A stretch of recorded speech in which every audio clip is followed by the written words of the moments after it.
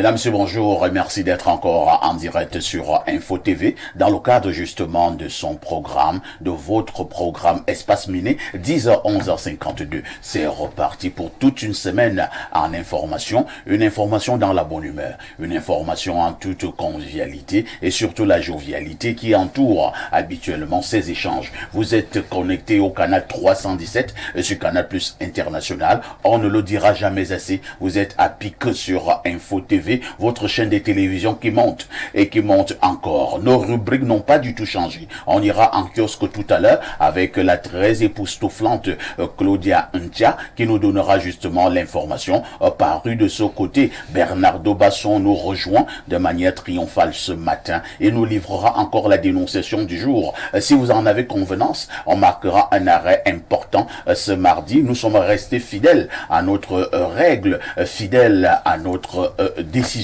Tous les mardis, il s'agit de parler de l'entrepreneuriat. Nous prenons un thème qui cadre avec l'entrepreneuriat. C'est donc mardi entrepreneuriat sur Info TV. Et ce mardi, justement, nous allons parler de la diaspora, l'entrepreneuriat au niveau de la diaspora. Avez-vous l'impression que cette diaspora camerounaise puisse constituer un moteur essentiel, un moteur important au niveau du développement économique du Cameroun? On en parle ce matin avec nos experts en entrepreneuriat, avec nos journalistes, nos consultants, nos juristes, de toutes les façons, parce que vous êtes fidèles à Info TV, vous êtes fidèles à Espace Miné. Nous sommes très contents de le savoir. Merci d'être encore en direct. Nous vous réservons encore toute cette semaine de très grands moments de télévision.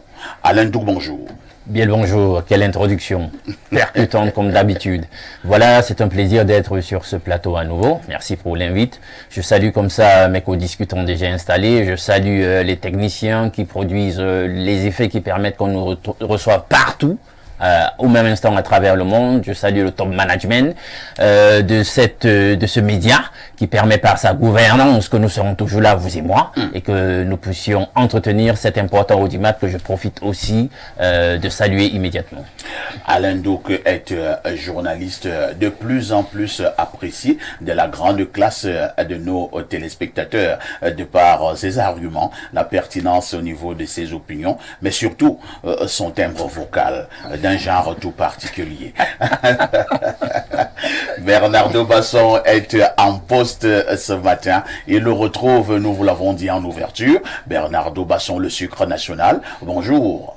Bonjour, parfait ici. Bonjour aux téléspectateurs. Bonjour aux copanélistes.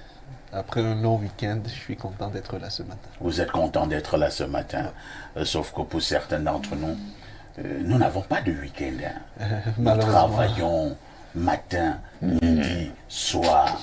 Nous travaillons comme des beaux diables. C'est vrai qu'un aîné m'avait dit, parfait, moi je n'aime pas cette expression, travailler comme des beaux diables. Il dit, moi je ne suis pas diable. Bernardo Basson, nous allons retrouver Bernardo ce mardi 21 mai 2024. Il s'agit de la journée internationale ou mondiale de quoi? Alors, c'est la journée mondiale pour la diversité culturelle au service du développement. Donc, la diversité culturelle au service du développement. Donc aujourd'hui, on célèbre concomitamment deux événements entre guillemets. Le premier, la richesse de la diversité culturelle. Le second, l'apport de la diversité culturelle dans le maintien de la paix et la construction du développement social. Parce que vous savez que parfois les disparités culturelles font naître des conflits. Mais par des liens qui datent des temps immémoriaux comme le mariage, ont réussi à faire taire les conflits culturels pour faire naître de nouvelles couches sociales. Donc aujourd'hui, il est question d'évaluer à terme ce que la diversité culturelle a pu apporter en termes de maintien de la paix dans des situations, dans des zones ou des aires géographiques chrysogènes ou en proie à des crises permanentes. Merci, chrysogène. Ça me rappelle à une certaine époque et sous d'autres cieux, j'ai reçu un très grand professeur enseignant d'université. J'avais une émission qu'on appelait Arrêt majeur. Ouais, je connais. L'enseignant d'université était dans une analyse, j'ai peur de dire dans des envolées terribles.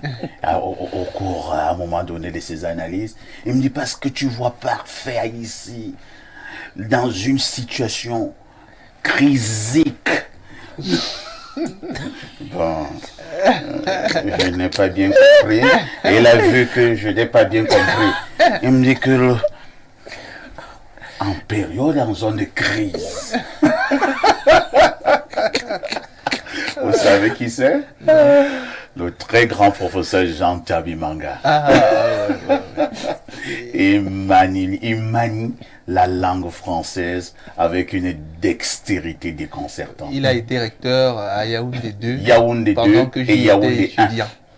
À Yaoundé 2, moi Oui. j'étais étudiant. Les deux. Il a également été mon recteur à Yaoundé 2. Il a également été recteur à Yaoundé 1. D'accord. Tabimanga. On le salue ce matin, hein, le grand professeur Jean Tabimanga. Merci pour tout ce qu'il a fait pour la jeunesse camerounaise en termes de formation et tout ce qui va avec. Accueillons, oui. Je remarque également un bonjour pour le consultant et pour vous, venant de Douala. C'est Monsieur Tonien Hack, qui est conseiller municipal à la mairie de Dibang, je crois, qui a demandé que je vous adresse un bonjour chaleureux et profond de sa part. Merci Monsieur beaucoup. Tonien, à Onkuta et au consultant planétaire. Merci à Monsieur Tonien du côté des Diban, le consultant planétaire est justement en poste, est toujours attaqué, est toujours combattu. Jamais averti. Lui-même n'est pas facile. Les réseaux sociaux ne l'ont pas loupé ce week-end. Et il me voit venir, mais je ne lui pose aucune question dans ce sens. Le consultant de tout temps et de tous les temps, le digne fils de Boumiebel, descendant de Oumiobe, est encore présent ce matin. Pierre Blériou-Niemek, bonjour.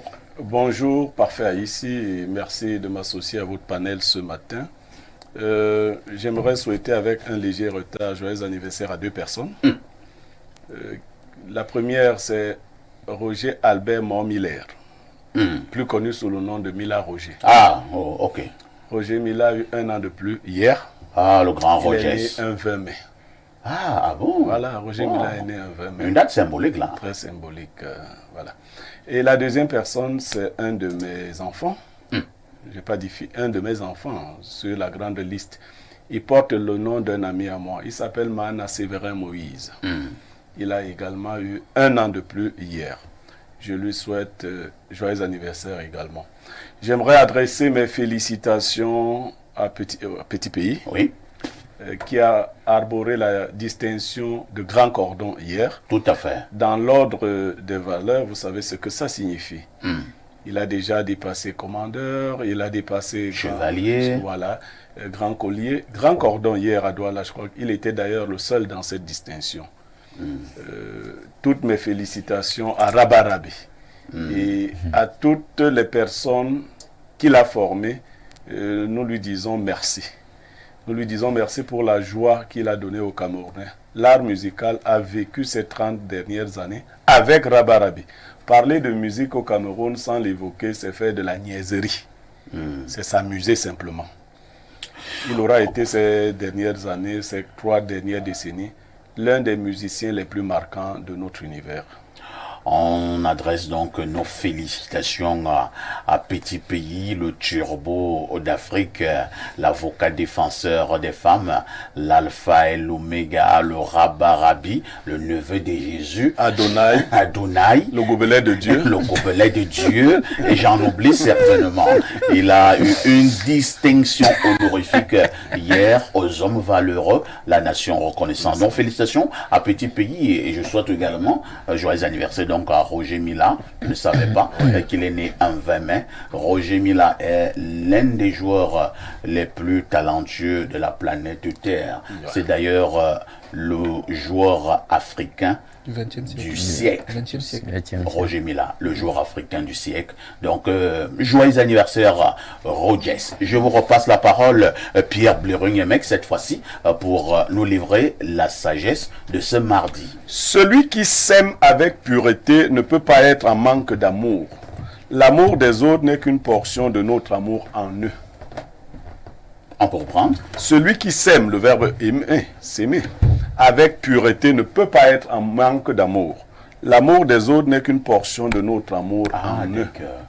Celui qui s'aime Oui, veut être aimé. S'aimer soi-même. Oui. Ah, d'accord. Avec pureté ne peut pas être en manque d'amour. L'amour des autres n'est qu'une portion de notre amour en eux. Ça veut dire quoi? Ça veut dire, parfait, ici, qu'en général, nous construisons des personnages que nous voulons aimer. Et si nous ne voulons pas être en manque d'amour, c'est nous-mêmes qui devons réaliser ces personnages. Le reste, ce que vous attendez des autres, qu'ils soient ci ou ça, ne vous apportera que douleur.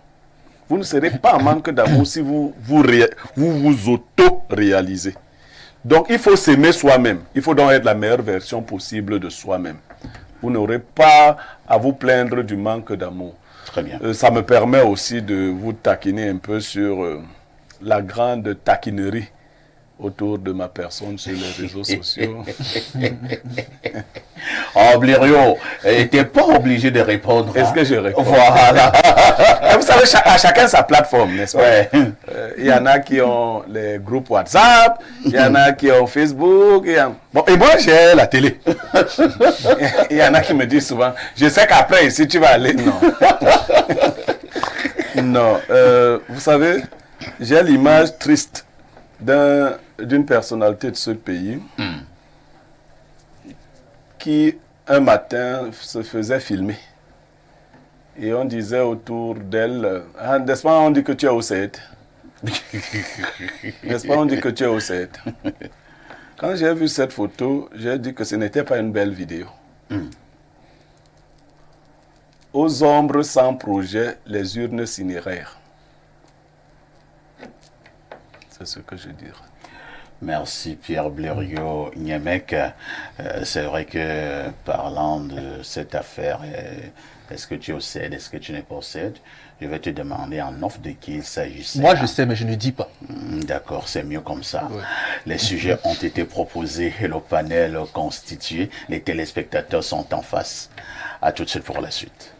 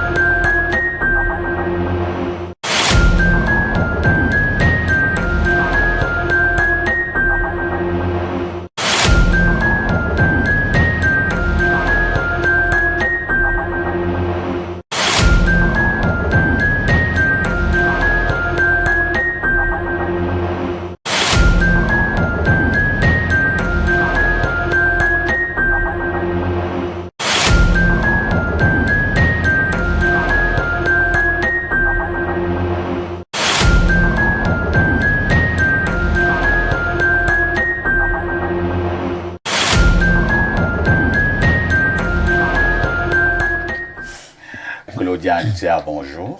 Bonjour, parfait ici. Bonjour aux millions de téléspectateurs qui regardent cette émission Espace Mini de par le monde entier. Bonjour à tes panélistes ce matin.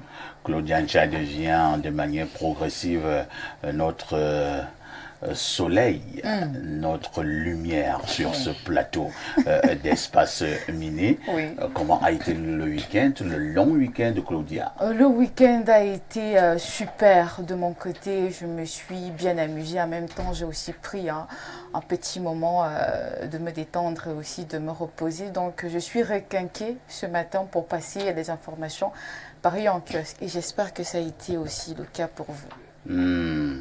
Je ne sais pas si moi j'ai connu un repos, des moments de détente. J'ai quand même bu quelques verres. Ah, si d'accord. ça peut entrer dans détente, tant mieux. J'étais dans les forêts d'Olama, par Momdiap. Donc je salue donc toutes les populations d'Akongo, les populations de Nyongue, C'est le village d'un ancien grand ami et frère et collègue en même temps. Il se reconnaîtra. Je salue toutes les populations, comment on appelle encore ce village de ce côté. Bref, toutes les populations de Lama, d'Akongo, de Nyongue, de Ngomdiap et tout ce qui va avec. J'ai quand même passé de bons moments là-bas. Claudia, Oui. que disent les journaux? Alors, la fête de l'unité nationale édition 2024 est à la une du journal du Tri-Hebdo. La météo, on parle armée-nation en cohésion avec la paix et la prospérité en présence du président, le chef de l'État Paul Biya. L'effort de défense, de sécurité des armées et les civils ont manifesté le lien qui les unit sur l'ensemble du territoire national. La suite de l'information est à lire en page 3 du journal.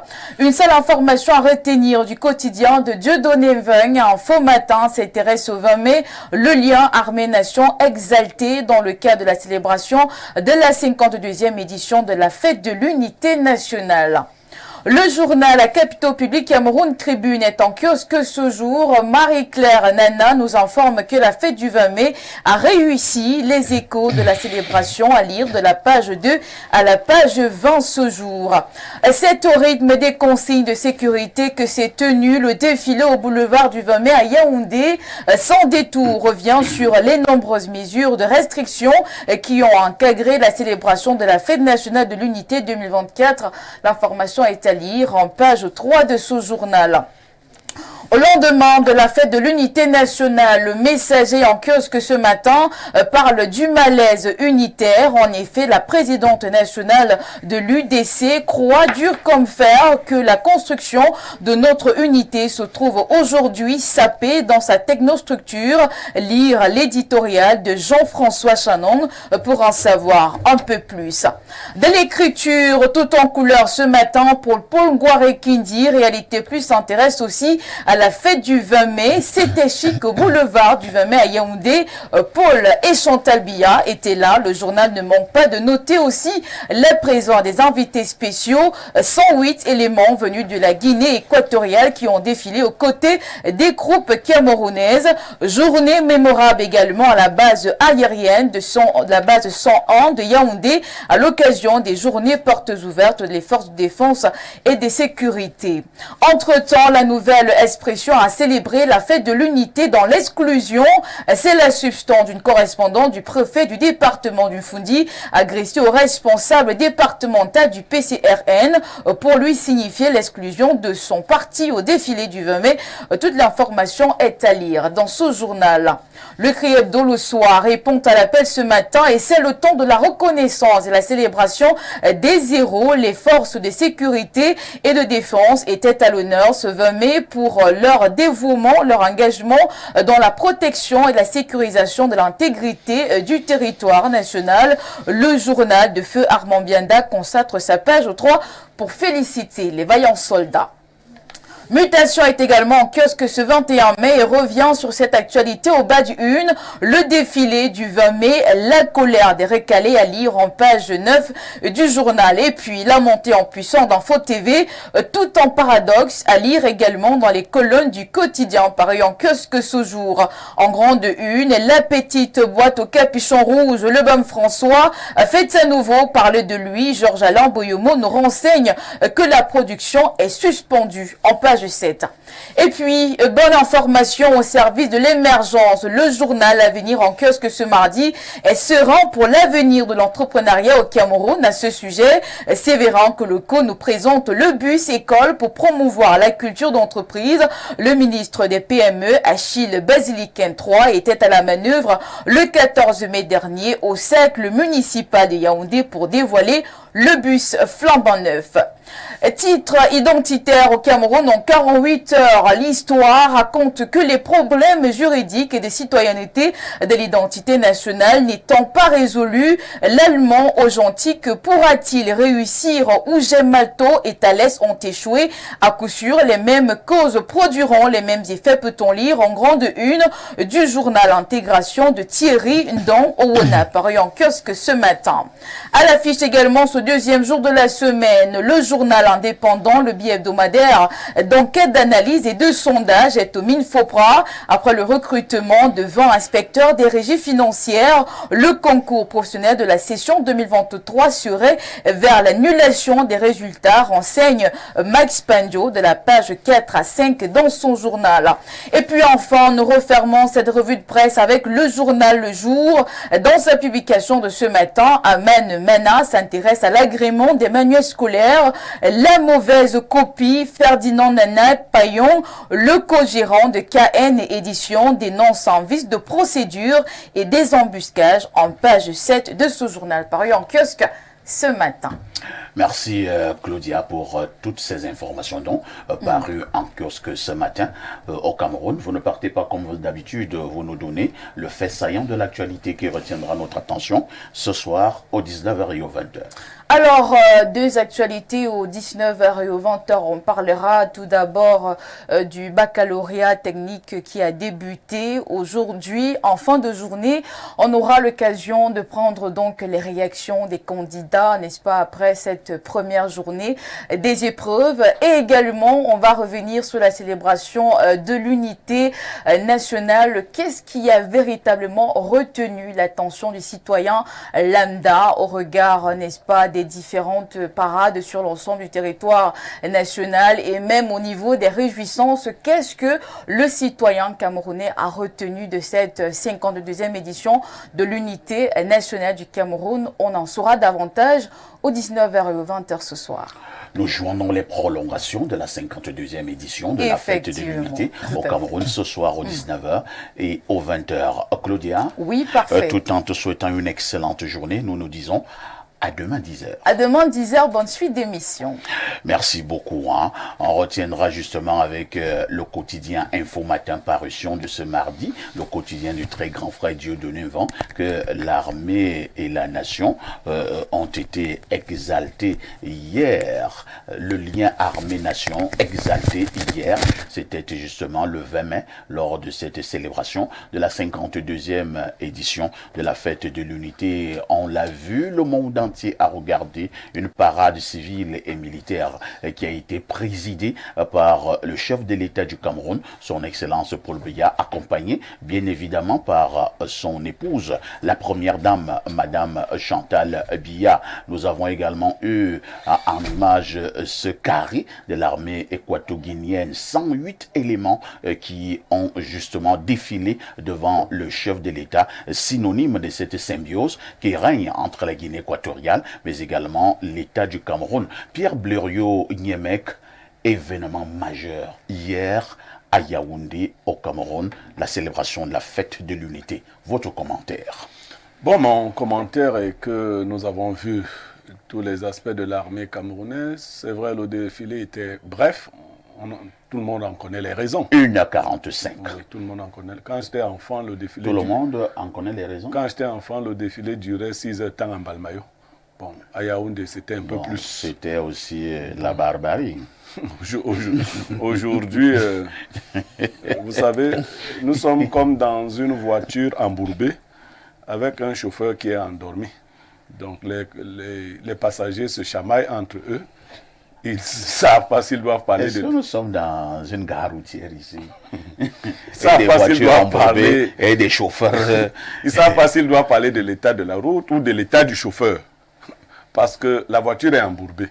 Ça fait un problème. Blériot, mais le chauffeur est endormi. Blériot, moi je voulais que vous puissiez poser un regard sur le défilé. Sur le défilé. Oui, ben, ce que vous avez vu. Ce que j'ai vu. Cette armée, et cette le RDP, symbiose. Entre l'armée et le RDPC. Il n'y avait pas que le RDPC. Non. Il y avait l'UPC, il y avait le FSNC, il y avait l'ADN, la NDP, il y avait le MDR. Voilà l'information. Quand vous citez ces partis, aucun Camerounais ne les reconnaît. Ah les bon? partis que vous venez de citer. On ne connaît pas l'UPC? Non, on ne connaît pas ces partis. Ils sont où? Donc, on a vu ça. On a vu une grande démonstration de force forcée du RDPC aux côtés de l'armée camerounaise. C'était merveilleux. Je crois que le coup est réussi. Tout le monde a vu ça. C'est-à-dire qu'on nous a imposé 22 minutes de défilé du RDPC. C'était gênant pour nous autres, mais on a vu. C'est toujours des Camerounais, les RDPcistes. à côté de quelques amis qui les ont accompagnés. Non, il faut être triste. Hein, faut être triste. Très bien. Faut être triste. L'unité nationale est en danger. Elle est en danger. Merci Pierre Blériot. On accueille rapidement Joseph Zambo qui nous a retrouvés sur ce plateau. Joseph Zambo, bonjour. Bonjour papa ici. Comment vous allez? Je vais très bien, merci. Alors, le défilé d'hier au boulevard du 20 mai, je présume, un bon Camerounais qui exalte son patriotisme, vous étiez au rendez-vous. Oui, Qu'est-ce que vous justement. regardez de cette grande parade? En tout cas, pour moi, c'était précis et concis. Pour moi, c'était bien. Si je regarde juste le verre à moitié plein, pour moi, c'était un très bon moment. Et ça n'a plus pris beaucoup de temps. Et comme moi, j'étais du côté d'un fou, je pense que ce que j'ai constaté, c'est que les enfants n'ont pas été longuement séchés au soleil. Il y a eu moins de risques. Cela signifie que c'est un avantage que le défilé soit également bref. Oui, ça résout aussi d'autres problèmes. Comme je dis très bien, les enfants ne sont pas toujours très encadrés sous le soleil. Et je crois qu'il faut qu'on trouve... Parce qu'à l'époque, je voyais des enfants, le nez qui saignait, Exactement. d'autres qui s'écroulaient, ils voulaient aller aux toilettes, ils n'en avaient pas. Alors, on a résolu ce genre d'incident. Pour moi, oui, parce que hier, du côté d'un fou, comme je dis très bien, c'est vrai qu'il a fallu que le défilé arrive à un certain niveau du côté de la poste centrale, avant que là-bas, ça puisse aussi s'amorcer. Mais je dis très bien, il y a eu moins de dommages dans le sens des enfants qui sont presque les derniers à défiler et qui doivent attendre longuement sous le soleil sans une réelle protection. Mais pour ce coup, il n'y a pas eu de grands dommages. Donc si les défilés d'habitude peuvent être soit moins longues et que les dates soient respectées lorsque les gens se mettent en rang, qu'après ça suive, ou de l'autre côté, qu'on encadre vraiment les tout petits de l'école maternelle, primaire, qui sont aussi souvent alignés au même titre que les adultes et qui n'ont pas eu une formation préalable à supporter des intempéries comme le soleil ou la pluie. On a encore vu les éléments de la garde présidentielle du com GP Boka. Quel pas, un pas. J'avais peur des uns des autres. Mais comme ce sont des militaires, ça ne fait pas des dégâts. Et ils ont bien défilé les éléments de la garde présidentielle. Sans oublier également les éléments d'autres forces. J'ai apprécié particulièrement le passage de nos amis du BETAP, le bataillon des troupes aéroportées. Ils sont situés à Koutaba. Ce sont des forces spéciales pour des opérations bien spécifiques à l'Indouk. Votre commentaire sur la grande parade hier au boulevard du 20 mai? Ah ben moi j'étais déjà en train de rire tout simplement parce que je trouve que pendant plus de 3 décades, on a fait de longs défilés et on a justifié ça. Et aujourd'hui, parce que le lion a pris de l'âge, on trouve une apologétique langagière pour essayer de justifier que non, c'est normal. Pourquoi vous voulez en faire une fixation sur le lion qui aura pris ci ou ça, sur le chauffeur? Non, je quitte derrière les problèmes alors. Moi, je quitte derrière les problèmes. Est-ce que c'est ça qui était important? Est-ce que je ne devrais pas mettre un accent tout particulier sur ce que nous avons vu? Non, mais vous savez, ça fait combien... C'est dynamique. Ça fait combien d'années que j'assiste à ce grand maître prestigieux? Hein? Oui. C'est un grand maître prestigieux de la démonstration de la puissance et de l'éclat de l'État. Moi, je ne refuse pas ça. Mais on est dans une situation où le concept est celui de l'unité. Moi, je vois une unité ébranlée, éculée, fantasmée. À quel niveau? Mais attendez, le pays est uni, là, on a quand même toujours, là, quand vous êtes, c'est vrai qu'on ne parle plus beaucoup sur les médias du sujet, mais on a quand même des frères qui continuent quand même à tuer d'autres frères dans 2 régions. Hein? Il y a toujours cet irrédentisme qui persiste. On ne va pas fermer les yeux là-dessus. Il y a toujours des objets, ils appellent ça comment là, ces mines qu'on pose un tout petit peu partout là-bas, qui font exploser de temps à autre les véhicules des personnels de nos forces armées. On ne va pas oublier ça. On ne va pas oublier le conflit anglophone et faire comme s'il n'existe pas le temps d'un grand messe de 24 heures, ou je sais pas moi, d'un défilé qui a duré 1 heure, voire un peu plus. Donc, je vous pose une question. Oui. Est-ce que, comme il y a donc cette situation nord-ouest, sud-ouest, on ne doit plus défiler? Ah ben, moi, c'est pas moi qui vais empêcher qu'on défile. Hein. Ah, d'accord. Ça doit donc donner aussi l'occasion. Il y a un téléspectateur qui nous a fait remarquer qu'un polygame qui a une de ces 2 femmes au coma a-t-il le droit d'organiser une fête? Moi, je ne sais pas qui est au coma au Cameroun. Rien partie comateuse. Il y avait de grandes répercussions même sur l'économie du pays. Voilà. Merci Et Alain. les gens sont contents. Nous, on était au palais. Il y en a qui disent qu'on était nombreux. Il y en a qui disent qu'ils visitaient leur prochain domicile, ainsi de suite. Bernardo Basson, on connaît quel intérêt vous mettez sur le patriotisme et tout ce qui a trait aux valeurs républicaines. Je présume que vous avez été satisfait hier. Je n'ai pas regardé le défilé. Et pourquoi? Ce matin, Madame Niemek me le demandait encore. Je lui ai dit, je n'ai pas regardé le défilé. Et pourquoi? Parce que l'entourloupe a assez duré. Vous ne pouvez pas flouer des gens. Vous décidez contre leur gré de les incorporer. D'abord par une pseudo-fédération, ensuite par une pseudo-unification. Vous enlevez le terme uni. Vous dites que nous sommes unis. C'est un problème. Qu'est-ce qui s'est passé à Fumban en 61? Vous le savez parfait ici. Ce qui s'est passé en 61 à Fumban, je prends 2 minutes. C'est que Vous étiez là-bas? Ndé Toumaza du One Cameroun, John Goufoncha du Cameroun National Democratic Party et Emmanuel Ndele du Cameroun National Congress ont demandé à discuter avec Ahidjo sur les termes de la fédération. Entre eux, ils ne s'entendaient pas. C'est le document de John Goufoncha qu'on a sélectionné qui ferait office de la voix de la partie anglophone pour discuter avec celle francophone pour fédérer le Cameroun. Cependant, ce document a encore été marginalisé. C'est le document proposé par Ahidjo qui a fait l'objet de négociations pour la fédération du Cameroun. Dès cet instant, les anglophones se sont sentis marginalisés. Ils avaient raison. Parce que le but n'était pas une fédération, mais une incorporation. John Goufoncha voulait s'affranchir des Ibo du Nigeria et négocier avec le Cameroun d'égal à égal. Ça ne s'est pas fait. En 72, vous avez également décidé par référendum de procéder à une unification. Sauf que, Non, on n'a pas décidé. parfait ici, la révision C'était justement un constitutionnelle référendum. qui a conduit à ce référendum a été contestée par de nombreux juristes camerounais, on le sait. Bernardo, Donc même ce référendum avait encore des problèmes. Bernardo, c'est quoi un Doublement, ils référendum? ont été marginalisés parfait ici. Donc ce qui se passe, c'est que c'est des Bernardo, personnes c'est qu'on quoi a... un référendum? C'est l'occasion, entre guillemets, pour ne pas employer le terme juridique, qui est donné au peuple de s'exprimer Très bien. de manière directe. Et le peuple a décidé quoi? Parfait ici. Sauf que vous ne Et pouvez le pas... peuple a décidé Non, le quoi? peuple n'a pas décidé. Parce qu'on l'a contraint. C'est l'histoire. Hein? La constitution qui a été modifiée Attends, le pour référendum conduire avait à été ce biaisé. référendum a été biaisée dans son essence. Parfait, Et les ici. Camerounais le savent. Ça ici. En 84, Paul Biya aussi Afrique. devenu enlever le terme uni. Mais il le fait unilatéralement. En République du Cameroun. Moi, j'appuie Est-ce ce qu'ils que ont Bernardo été dit. D'accord. Merci Est-ce beaucoup. qu'on est vraiment Comme ce unis? n'est pas un thème inscrit, alors Tu vois bien qu'il n'y a pas d'unité. Tu as essayé sur ce plateau, tu vois qu'il n'y a pas d'unité. Non, on est unis sur le sujet. Non, Parce non, que non, l'article non, 47 de la Constitution de 61 dit que on ne peut pas révoquer la fédération. Et pourtant, c'est ce qui s'est fait par la suite. C'est ce qui s'est fait. Faut Vous qu'on êtes en fasse direct sur Info TV dans le cadre justement d'Espace Miné.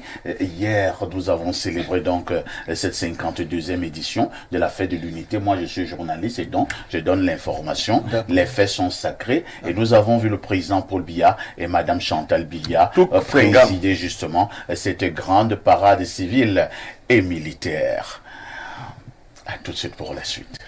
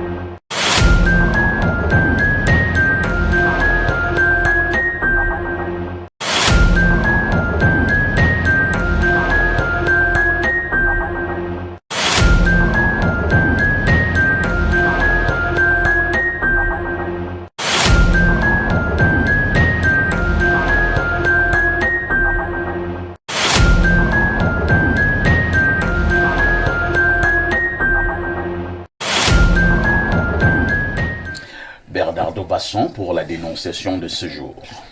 Parfait, ici. Aujourd'hui, on dénonce un abus.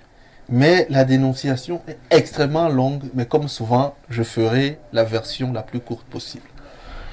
Alors, les faits remontent en 2022.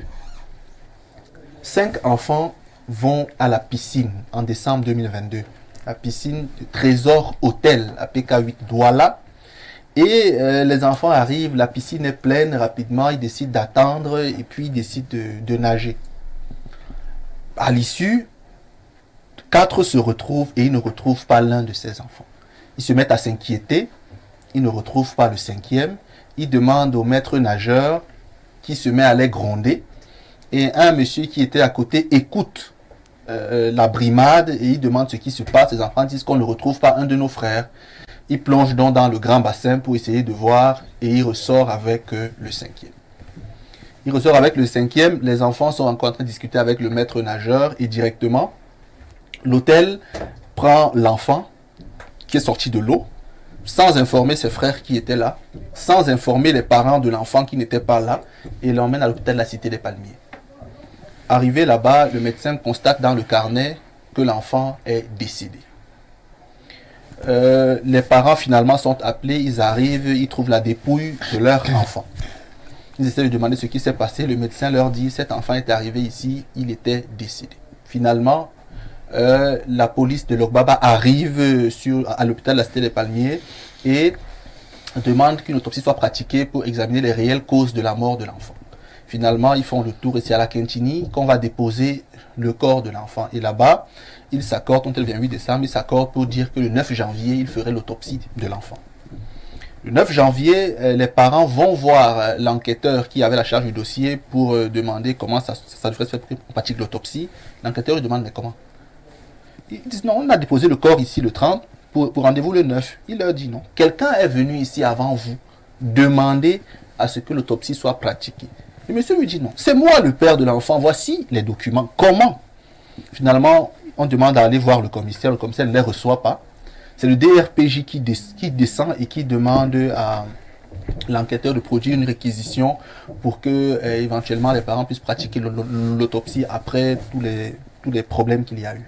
Finalement, l'autopsie a été pratiquée en 2023, mars 2023. Il y a eu un rapport partiel, puis le TGI a demandé un rapport complet, etc. Bref, ça c'est une partie qu'on peut écarter. Sauf que le corps a été mis sous scellé par la police judiciaire de décembre 2022 à février 2024. Sous scellé.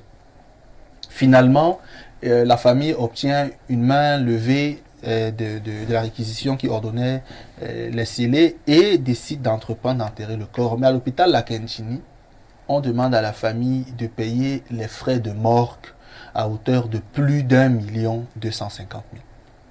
Il demande un rabattement et finalement il paye les frais de morgue à hauteur d'1 million. Son conseil lui dit non. Lorsque le corps est scellé, en principe, c'est l'administration qui a demandé à ce que le corps soit scellé. Ça ne pèse pas sur toi. Entre le jour où il y a la main levée des scellés et le jour où tu lèves le corps, combien de temps s'est passé? Il dit 13 jours. Il dit non, tu aurais dû payer pour les 13 jours parce que les scellés ne te concernent pas. C'est pas de ta faute si le corps a mis autant de temps à la morgue. C'est la police et la justice qui ont décidé de cela pour des besoins d'enquête. Finalement, il va voir directeur de l'hôpital La Quintini qui ne veut rien entendre. Il a payé 1 million pour pouvoir lever le corps de l'enfant qui commençait déjà à se décomposer. Il a pu enterrer son enfant. Et donc aujourd'hui, il demande la restitution de ce million qu'il a payé. Il a tenté de saisir le Minsanté. On ne sait pas s'il a pu recevoir, parce que j'ai encore le courrier adressé au Minsanté. Je ne sais pas si le Minsanté a pu recevoir le courrier. Comme souvent au Cameroun, on sait faire taire les choses avant qu'elles n'arrivent à la haute hiérarchie. Donc aujourd'hui, il dénonce précisément le fait que cet hôtel-là, qui a pourtant dit qu'il avait un témoin oculaire sur ce qui s'est passé, n'a jamais présenté le témoin en question au moment des enquêtes, que cet hôtel a vu sa piscine être réouverte quelques jours après le drame, et qu'au niveau de l'hôpital La Quintini, on lui a fait payer des sommes qu'il ne devait pas payer. Donc il a voulu ce matin qu'on en parle, que le démineur pose cette question sur la table afin que le ministre Santé soit au courant de cela et éventuellement prenne les mesures qu'il pourrait pour le sortir de la situation. Alors, quelques petites préoccupations. Hein. Oui. Ce sont des enfants qui sont allés nager Oui. à la piscine de l'hôtel. Oui, Celui qui s'est, entre guillemets, noyé, il avait quel âge? 15 ans. 15 Élève en ans. classe de 3e au lycée du génie militaire. Et ils étaient 5. Ils étaient 5. Quand lui s'est noyé, les autres ne sont pas rendus compte? Alors, pour décrire très rapidement la scène de la noyade, il y avait un aîné et 4 cadets. Oui. 2 filles, 3 garçons. Quand ils sont arrivés, l'aîné demande aux 2 filles d'aller au petit bassin. L'aîné. Et lui, il reste avec les autres garçons. Du coup, l'aîné reste assis et le défunt, lui, il a mis les pieds dans l'eau et est resté accroché comme en restant au bord de la piscine. Finalement, l'aîné n'en a pas nagé et il est allé se rhabiller. Son autre frère déambulait également dans le site. C'est quand il va se rhabiller qu'il ressort, il cherche donc celui qui était accroché, il ne le voit pas. Il demande à il cherche aussi son autre Donc, frère. Quand il va se réhabiller, Oui. quand il allait se réhabiller, Oui. il voyait encore l'enfant. Oui, oui, il voyait Et son quand il est frère. revenu, il ne voyait plus il ne l'enfant. voyait plus l'enfant. Oui. Il a donc commencé à chercher. En cherchant, il retrouve son autre frère qui est également en train de chercher les 2 autres. Finalement, les 2 garçons se retrouvent, les 2 filles se retrouvent, mais le 3e garçon manque à l'appel. Et donc, les enfants s'inquiètent et demandent le responsable. On leur dit, voilà le maître nageur là-bas. Quand ils vont voir le maître nageur pour lui poser le problème, lui se met à les gronder. Il se met à les gronder? Oui, et c'est un monsieur qui était à côté, qui écoute la situation, qui demande ce qui s'est passé. Brièvement, il écoute les faits et lui, il plonge dans le grand bassin pour aller éventuellement savoir. Et c'est là où il remonte avec la dépouille de l'enfant. Un de autre 15 ans. monsieur comme ça. Un autre monsieur, oui, c'est pas lui le maître nageur de l'hôtel. Quelque part, la responsabilité de l'hôtel peut déjà être engagée. Elle est engagée. Et le problème, c'est que l'hôtel, justement, une fois que la dépouille a été sortie de l'eau, l'hôtel prend la dépouille, emmène à l'hôpital sans informer les autres frères qui étaient pourtant à côté, ni appeler les parents de l'enfant. Et qui a fait la première autopsie? C'est l'hôpital la Quintini à la demande de la police et de la justice. Donc de la justice. Est-ce qu'on fait l'autopsie sans que ceux qui sont, je vais pas faillir les propriétaires du corps, ne soient informés? Voilà, là, le premier qui est allé demander à faire l'autopsie, avant que les parents même ne viennent, est un membre de l'hôtel. C'est quoi le nom de l'hôtel? Rappelle le nom. Trésor Hôtel, appelé qu'à 8 doigts là. Donc, quelqu'un est allé demander à faire l'autopsie. Quand la famille vient, elle constate cela. C'est là où l'avocat de la famille saisit le TGI pour demander qu'on annule l'ordre qui a été accordé à ce monsieur de pratiquer l'autopsie sur le corps de l'enfant parce que l'enfant a un père. Est-ce que l'autopsie avait été pratiquée? Non, elle n'a pas été pratiquée. Mais l'autopsie quand même affirme que l'enfant est décédé des suites de noyade parce qu'on dit remplissage d'eau dans les poumons. Voilà. L'autopsie qui a été pratiquée a été faite en présence des membres. Oui, avec de l'accord famille. de la famille. Oui, D'accord.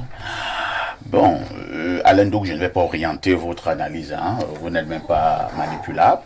Je pense que au-delà de l'argent que revendique même la famille, le fameux million. Ce million me semble même subsidiaire. Voilà, le million là me Ça, semble même c'est- subsidiaire. Le vrai problème, c'est dès le départ. Ah oui. Allez-y, Alain Douk.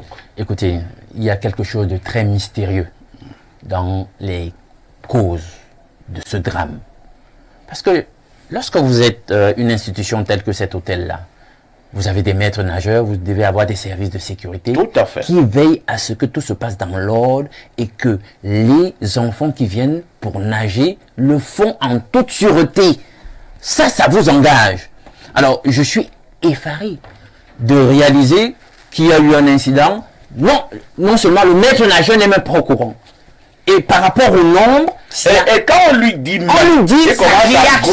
gronder les autres enfants. parce que si vous savez qu'il y a affluence au niveau des piscines, vous devez avoir du personnel en adéquation avec la fréquentation.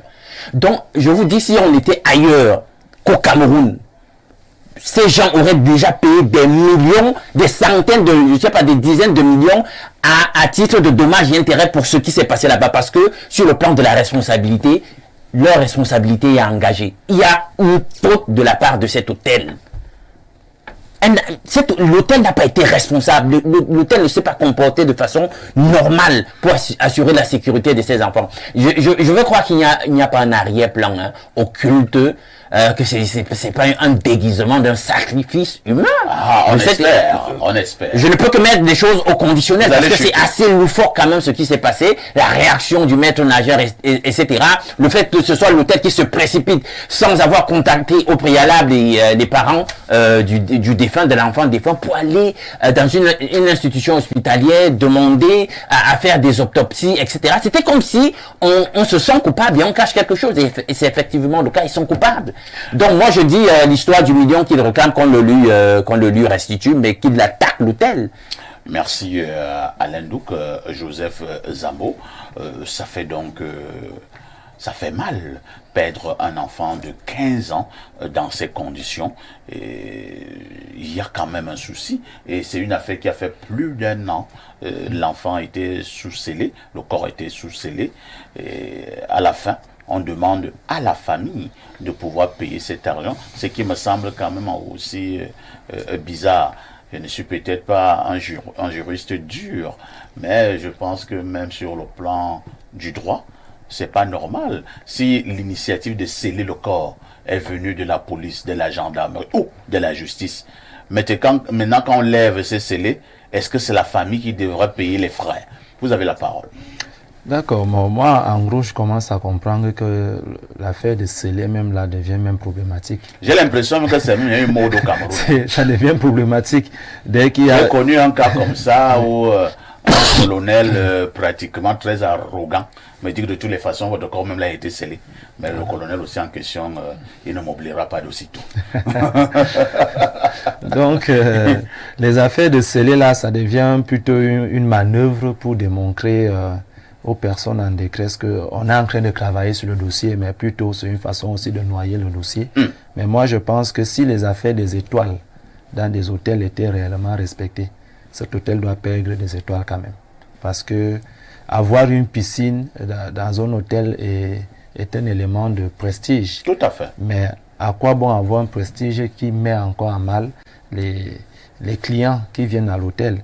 Si un hôtel a déjà reçu 5 enfants, c'est-à-dire qu'on parle de 15 ans, on parle des filles qui sont déjà au niveau de la piscine, ça doit déjà demander la responsabilité de l'hôtel à travers le maître nageur de contrôler les 5 enfants. Ce n'est même pas à l'aîné de dire aux filles qu'elle a la petite piscine. C'est le maître nageur qui sait qui nage au regard de l'âge des gens qu'il reçoit. Voilà. Et maintenant, lorsque l'aîné commence à chercher son petit frère, on fait recours au maître nageur. Comme l'enfant noyé n'est pas encore bien noyé, il perd le temps en grondant d'abord les enfants. Parce qu'on ne peut pas comprendre comment on peut dire à un maître nageur que nous cherchons une personne. Le premier réflexe, sans réfléchir, c'est de tomber d'abord dans la piscine, avant même de voir si ce n'était pas dans la piscine qu'il était. Après, c'est une autre personne lambda qui vient chercher l'enfant. Je crois que le maître nageur ne doit pas être libre. Ça, il doit être en garde à vue ou même emprisonné parce qu'il n'a pas fait son travail. Et comme il ne travaillait pas à son chef, il travaille au nom de l'hôtel.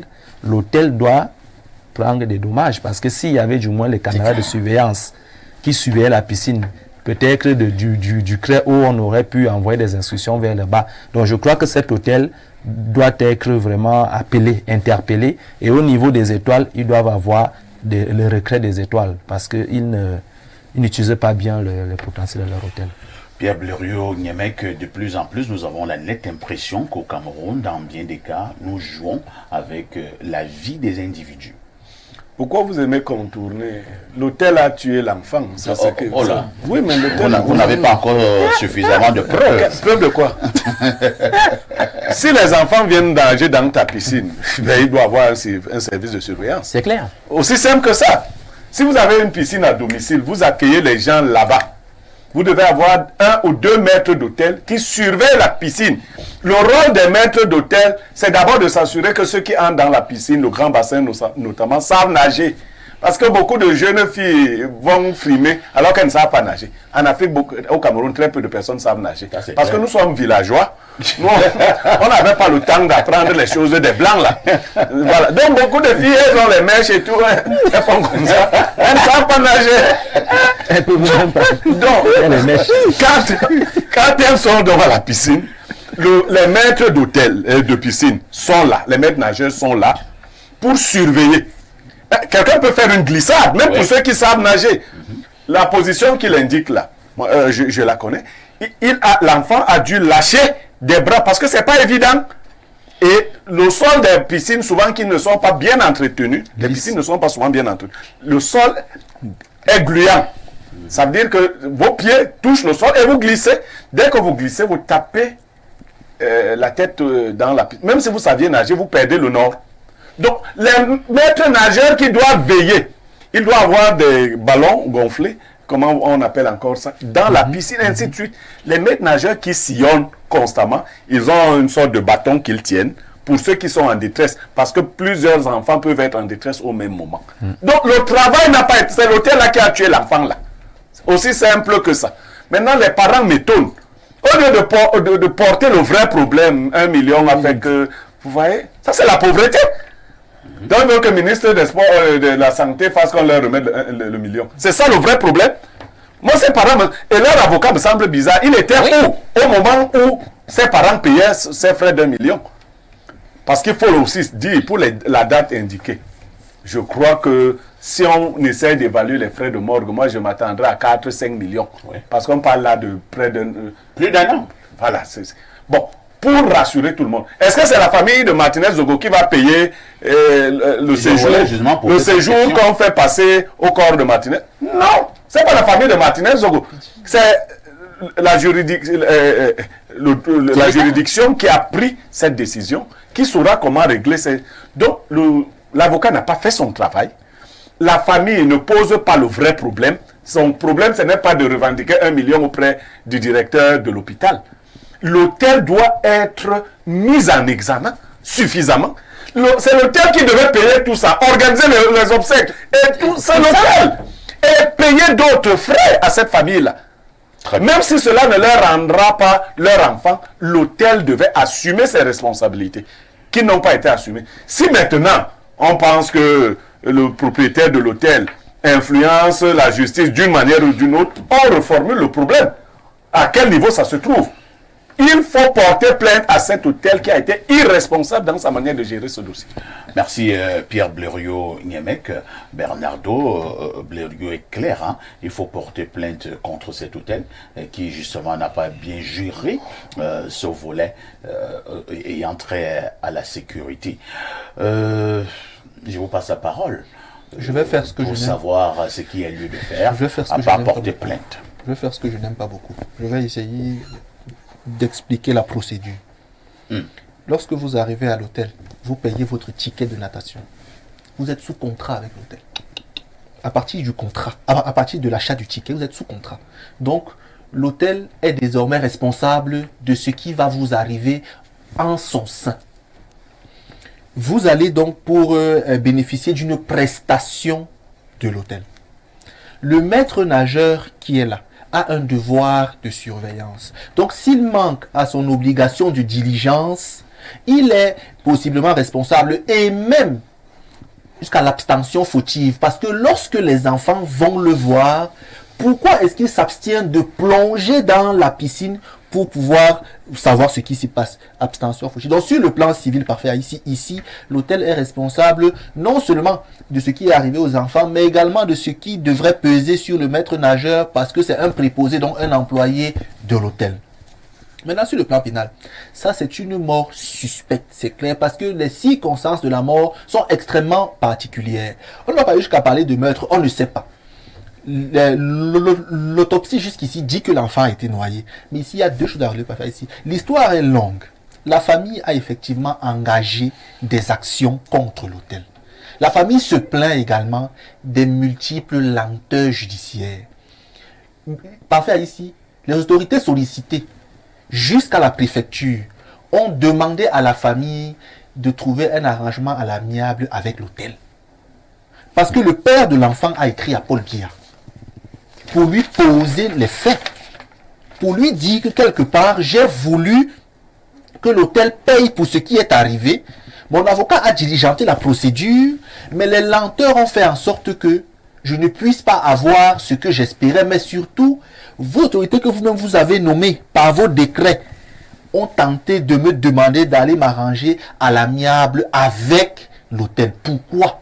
Dans quel intérêt? Lorsqu'une autorité même demande déjà à une partie pour un problème aussi grave, oui, de transiger, d'aller négocier avec l'hôtel. Est-ce que cette autorité est encore sérieuse? Vous comprenez qu'on peut pas y avoir des soupçons de corruption, et c'est clair. Vous comprenez que le problème ici est dense. Et du coup, le père, comme j'ai dit, se plaint de deux choses. La première, il souhaite une intervention des autorités dans l'élucidation de la mort suspecte de son enfant. Voilà ce qu'il demande. Que justice soit faite et que l'hôtel paye pour ce qui est arrivé à son enfant. Très bien. Maintenant, deuxième chose, il estime également qu'il a été abusé parce que à la Kintini, on devait comprendre que le corps, pas comprendre, c'est procédural, c'est factuel. Si le corps est mis sous scellé et que la justice demande du moins, vous obtenez une main levée des scellés, en principe, vous payez pour la durée. Entre-temps, quand même, moi je ne vais pas, je suis pas l'avocat Bernardo, je ne suis pas l'avocat de la Kintini, oui. Mais il me semble quand même que, je ne sais pas comment je vais appeler ça, une note devait peut-être venir de la justice, oui, bien sûr, c'est pas du ministère de la Santé, pour dire au directeur général de l'hôpital La Kintini que non, par rapport à ce corps, voilà la procédure, et donc ces mecs, cette famille ne paye pas un copec. Maintenant, si le directeur de la Kintini, lui n'a rien de tout cela, lui sait seulement qu'on est venu garder un corps dans sa banque. Et le corps, il a fait 1 an. Lui prend seulement la calculatrice. C'est même pas le directeur. C'est un service. Vous comprenez pourquoi dans la famille se plaint d'abord de la justice. Parce qu'il y a un procès verbal de main levée de scellé. Il y a un PVG, le PV. Vous voyez, dans laquelle on précise bien que en date tutelle, il faut lever les scellés sur le corps de l'enfant. Sauf que, comme vous le dites, effectivement, la justice n'a pas fait son travail parce qu'on estime que ça reste une supputation. Ceux qui étaient en charge du dossier l'ont fait piétiner pour des raisons. Et même, je sors par là. Sortons. Cet hôtel, parfait ici, dans le quartier, parce que j'ai enquêté dans le quartier, est réputé pour être coupable de ce genre de scénario. Ah bon? Oui. Ça veut dire, on estime que régulièrement, 1 à 2 fois l'an, il y a toujours des morts suspectes que l'hôtel semble toujours vouloir étouffer parce que le propriétaire a les moyens. Vous voyez. Merci. C'est une affaire grave qui mérite effectivement que l'autorité la prenne en charge. L'hôtel là doit payer pour ce qui est arrivé. On a compris. Lisons quelques préoccupations des téléspectateurs. Bonjour Lofo Sokudjou de la modération qui règne sur les tout petits bobdas de la modération.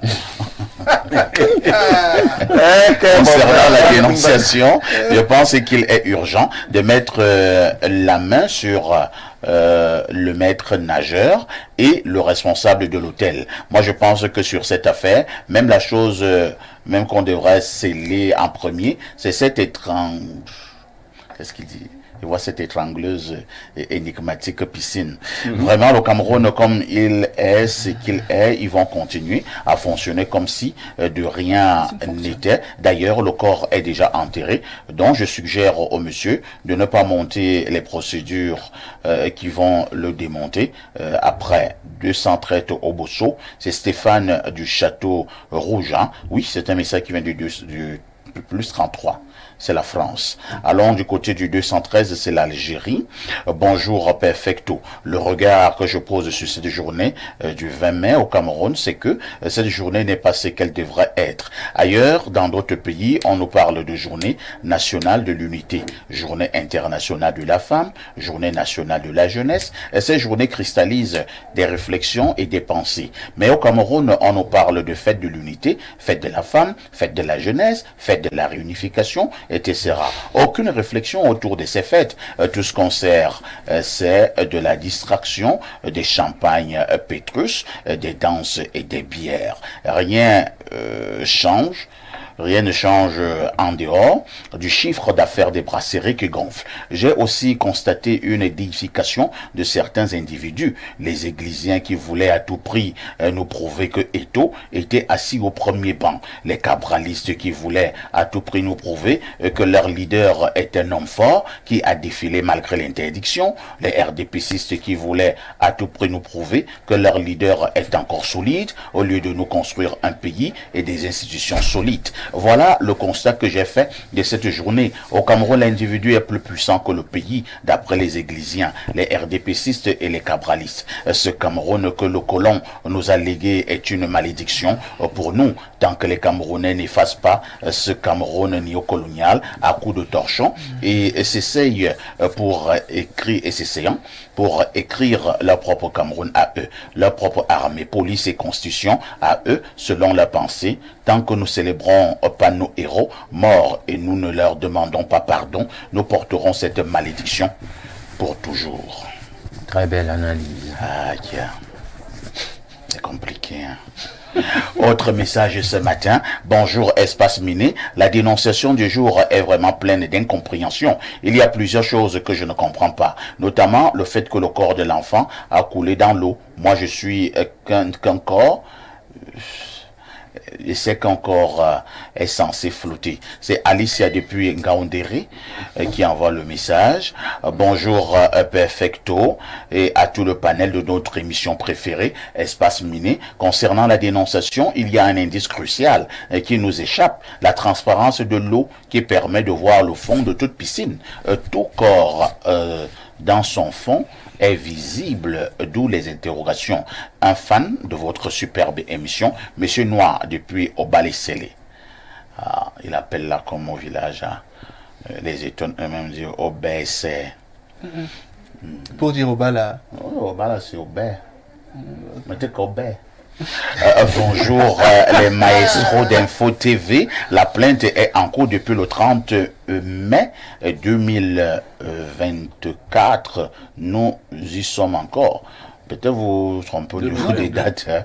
Peut-être vous voulez dire 2022, c'est pas moi quoi. Alors, nous profitons d'Info TV que le monsieur qui avait enlevé l'enfant de la piscine ces deux sujets sont portés à votre connaissance. Merci. Enfin, permettez, parce que le monsieur qui a sorti l'eau de la piscine, l'enfant de la piscine, la famille a demandé qu'il vienne comparaître devant la police et la justice pour expliquer ce qui s'est passé. Oui.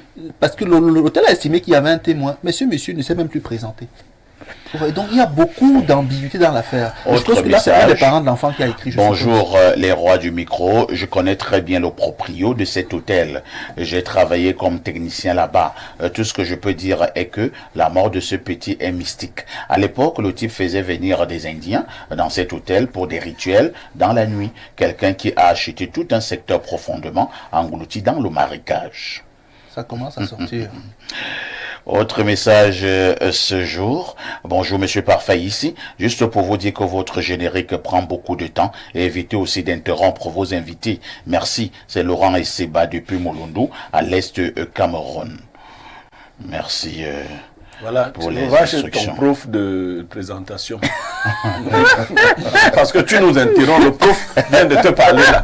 Est-ce que tu écoutes ce que le prof a dit? Autre message ce jour. Bonjour à vous sur le plateau. Vraiment, je suis étonné que Monsieur Niemek soit à la télévision ce matin. Vraiment, la honte, tu l'as perdu. C'est Blaise depuis Bamenda et qui envoie le message. J'avoue que je ne sais pas de quoi parle l'auteur. Non, lui, c'est de quoi il parle.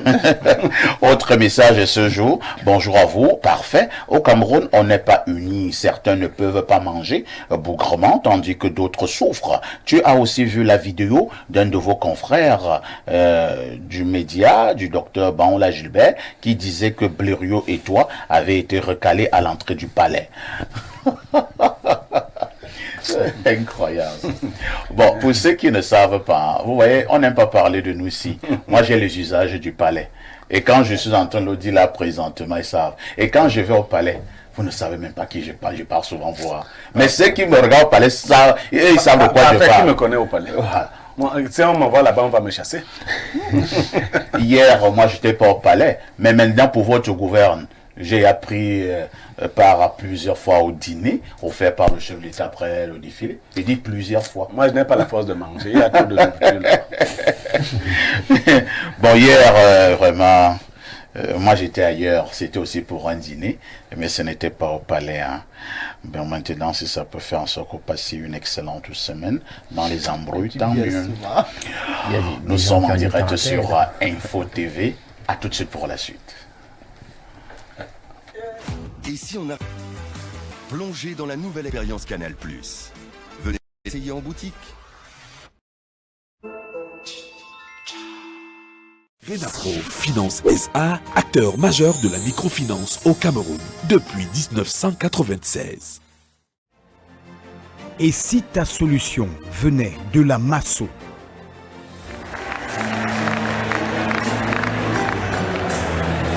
Je m'appelle Mancho Loveline, épouse Numbisi. J'ai gagné le village. Je ne m'attendais pas, puisqu'il y a des milliers de personnes qui ont... Il y avait des milliers de noms dans le box là. Deviens propriétaire d'une villa à partir de 100 francs CFA. Renapro Finance SA, acteur majeur de la microfinance au Cameroun depuis 1996.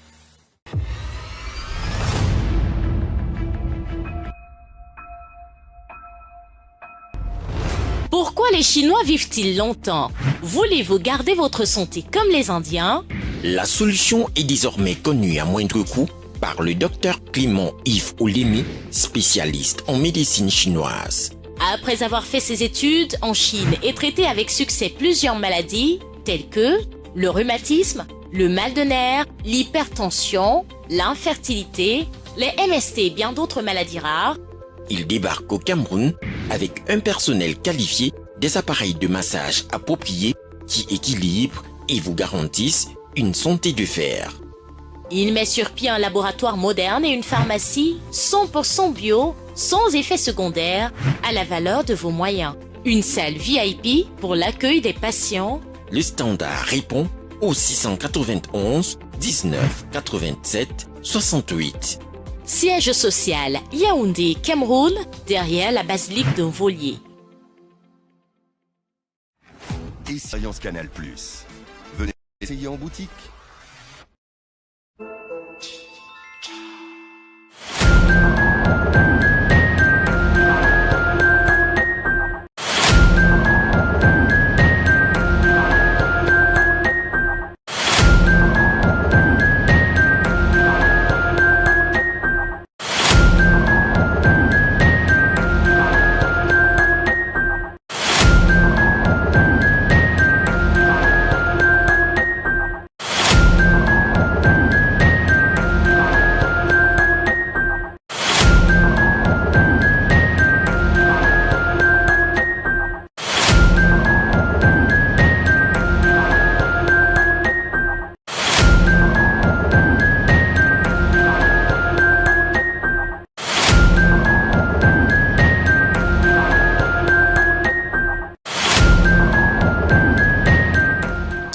Bon retour sur ce plateau d'Espace Miné sur Info TV et nous prenons justement le thème inscrit à l'ordre du jour. Nous parlons de l'entrepreneuriat de nos frères et sœurs de la diaspora. Une interrogation, cette diaspora peut-elle constituer un moteur essentiel sur le plan économique pour le cas de la République du Cameroun? Je passe d'abord la parole à Joseph Zambo, lui qui est expert en entrepreneuriat. Joseph Zambo, quel apport de cette diaspora lorsque nous parlons de l'économie et du développement de notre pays? D'accord, merci beaucoup. Et je suis fier qu'on soit aussi avec un Français.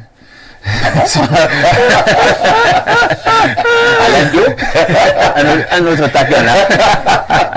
Donc, on est avec la diaspora elle-même représentée. Ok, donc j'aimerais déjà contextualiser la situation. Donc, le Cameroun fait face à de nombreux défis économiques. On parle bien du chômage, faible productivité, faible diversification des exportations, etc. Dans ce contexte, la diaspora camerounaise représente un potentiel de développement encore largement inexploité. Avec plus de 4 millions de Camerounais vivant à l'étranger, cette diaspora dispose de capitaux, de compétences et de réseaux qui pourraient considérablement dynamiser l'économie nationale. De nombreux pays en développement ont réussi à tirer partie de leur diaspora pour accélérer leur croissance économique. On parle ici de l'Inde, la Chine, le Maroc et bien d'autres pays. Au Cameroun, on estime que le transfert de fonds des émigrés représente déjà plus de 6% du PIB, soit un montant largement supérieur à l'aide publique au développement. Par ailleurs, les entrepreneurs issus de la diaspora créent des entreprises innovantes et emploient de nombreux Camerounais sur le territoire national. Mobiliser davantage ce potentiel diasporique permettrait donc de donner un nouvel élan au développement économique de notre pays. Donc ici, c'était parce qu'il fallait qu'on représente exactement ce que c'est que la diaspora, mais ici, on va beaucoup plus se baser sur un aspect de choses, qui est celui-là où on souhaite dire à notre diaspora que vous êtes toujours des nôtres, vous êtes allés de l'autre côté pour prendre des compétences, vous élargir dans d'autres horizons, mais vous êtes toujours très important pour notre pays. Et nous souhaitons aussi que les gens de la diaspora essayent de contribuer au développement économique et non de continuer de nous aider à souffrir. Parce ça veut dire quoi? Ça signifie que on ne voudrait plus qu'ils continuent de nous envoyer l'argent des beignets.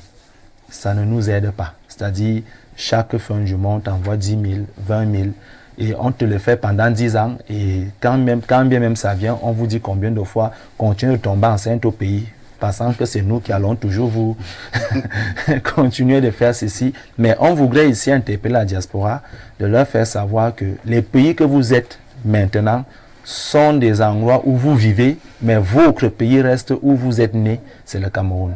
Et on a besoin de vous. On a des difficultés dans nos pays africains à nous mouvoir. Mais on a des compétences. On a vraiment des compétences ici. On a de la ressource humaine.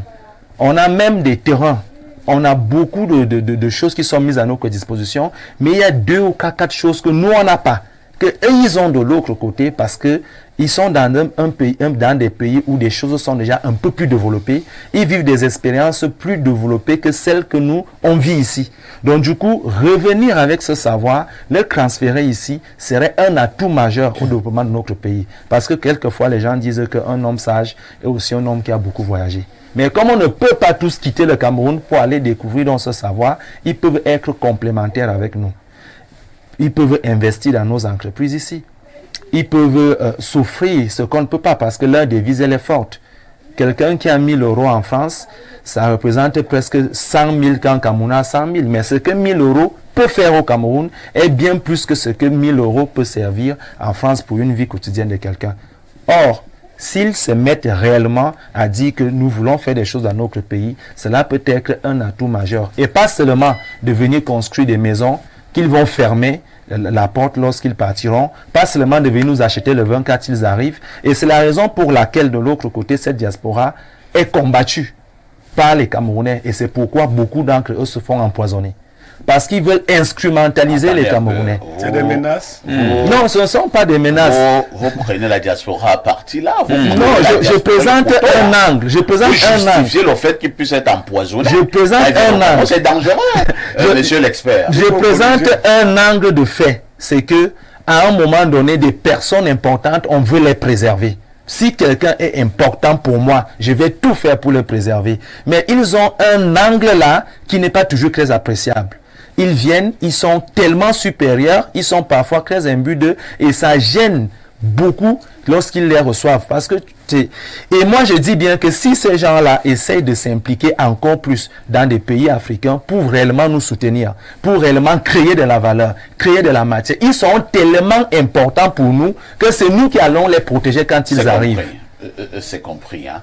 Je vais passer la parole à Pierre Blériot. Pierre Blériot, sur ce même plateau, que ce soit au niveau des dénonciations que nous mettons sur la place publique ou même maintenant certains petits thèmes que nous avons par moment développés, nous nous sommes rendus compte que la diaspora, celle camerounaise, est importante par un certain nombre de faits et même des réalisations à l'intérieur du pays, mais parfois c'est nous-mêmes Camerounais qui constituons un blocage face à cette diaspora. Votre regard lorsque nous parlons de la diaspora avec pour ancrage l'économie et le développement du pays?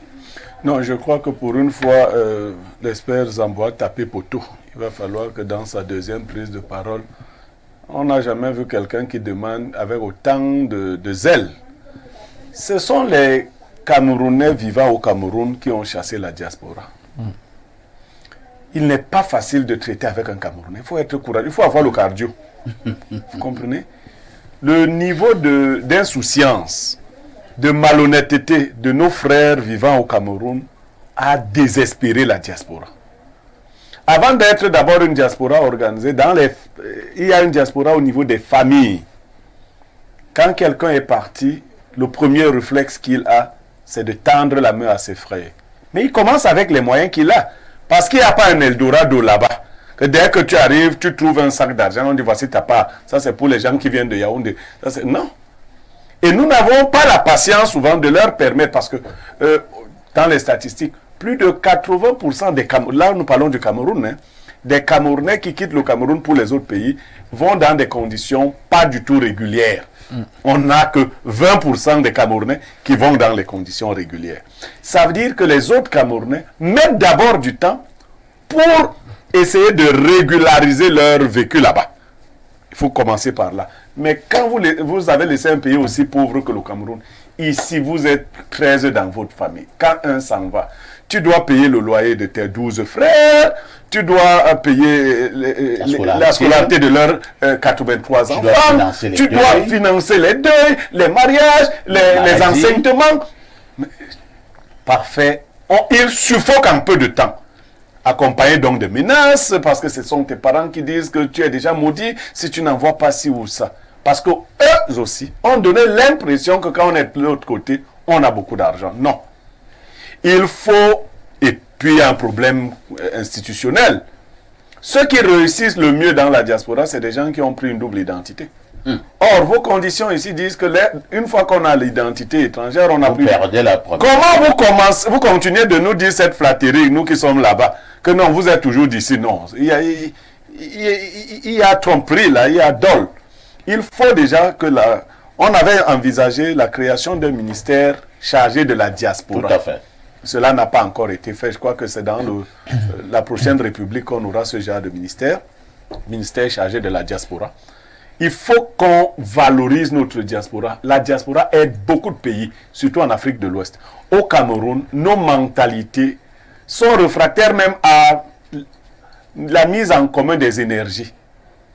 Vous envoyez même de l'argent. Il y en a qui ont financé de gros projets, qui ont été plombés, si ce n'est pas par les institutions, mais par les familles. Le cadre de collaboration n'est pas sain. Il faut mettre sur pied un cadre sain pour la bonne collaboration. Très bien. Il faut que les Camerounais restés ici respectent le travail des autres. À moins que vous ayez des frères et sœurs qui font de la prostitution, parce qu'aujourd'hui la prostitution c'est dans les deux sens. Il y a des hommes il y a les bungonos, hein, qui vont en mariage chez les hommes là-bas, pendant que cette forme-là elle paye beaucoup plus. À moins que vous ayez donc des hommes qui se font marier là-bas par d'autres hommes.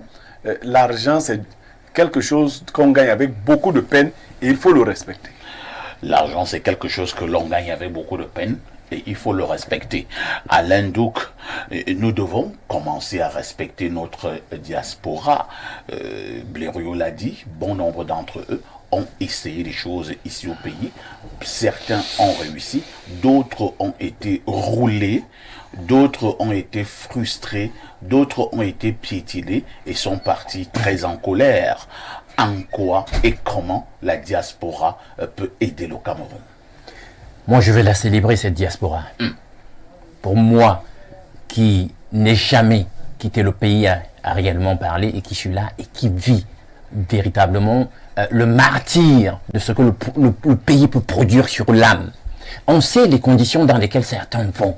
Aujourd'hui, on célèbre certains d'entre eux. On célèbre aujourd'hui Ngannou, mais on sait des conditions, par exemple, dans lesquelles il est allé. Ngannou est parti à pied. Il sait, l'image d'un pays à qui, finalement, il ne doit pas grand-chose, si ce n'est que d'être né ici. C'est très grave. Est-ce que vous savez que la diaspora camerounaise, nous sommes tellement intelligents que partout où nous nous retrouvons, on se distingue. Soit en bien, soit en mal. Mais on se distingue, je dis, toujours partout où on passe. Le Camerounais est présent. Sa sagacité, sa perspicacité se remarque, se distingue. Alors, vous allez remarquer un truc. La diaspora, c'est une puissance en réalité. Beaucoup savent l'utiliser à bon escient et catapulter le développement chez eux.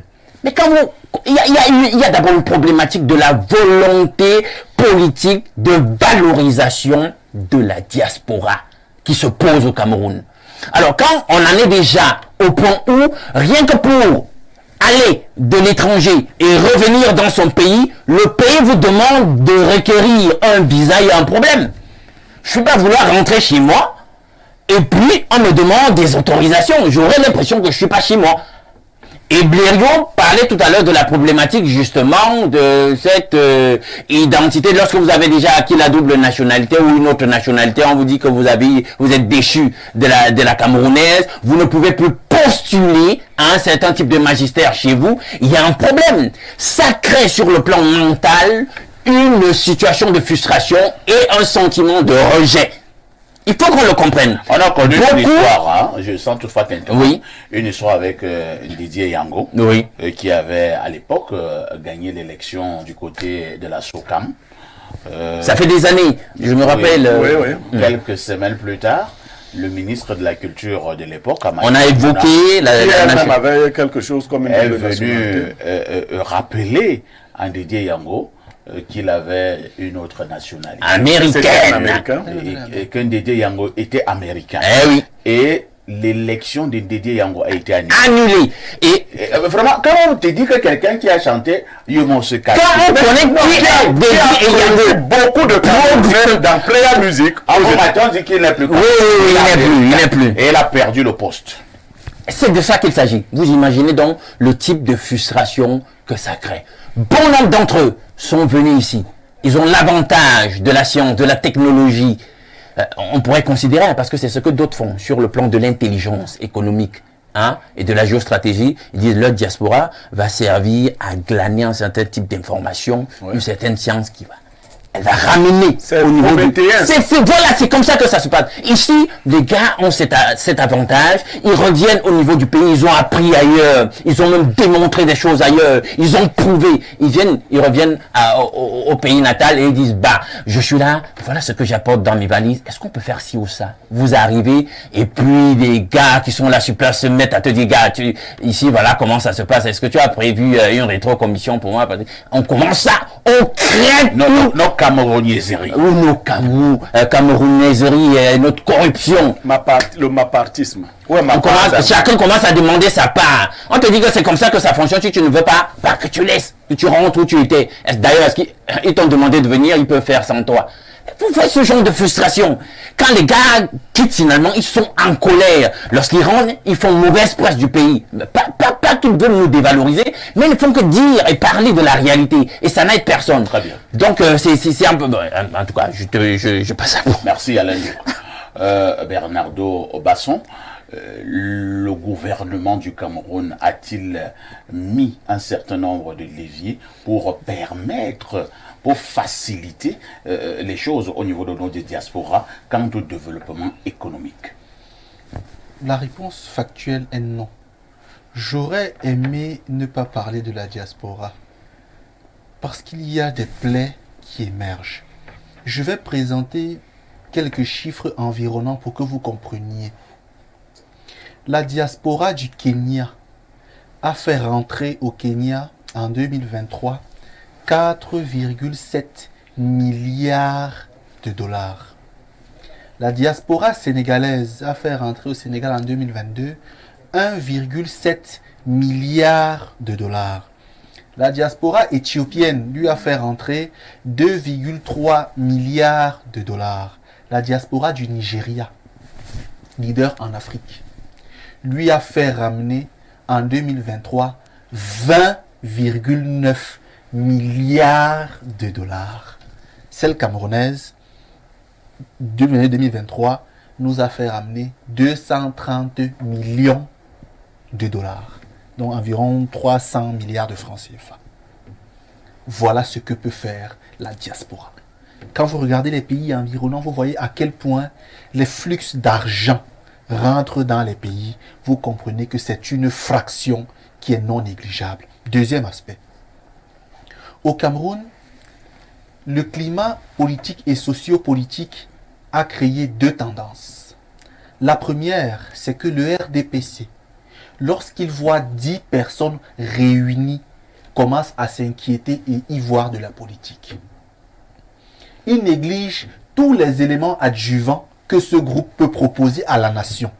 Tout ce qui l'intéresse, ce n'est que la fibre politique. Notre diaspora, c'est environ 5,8 millions de personnes à travers le monde. Le pays peuplé par le Cameroun à l'étranger, c'est la France, avec plus de 100 000 personnes qui y résident. 700 000 personnes qui y résident, vous voyez. Donc, parfait ici.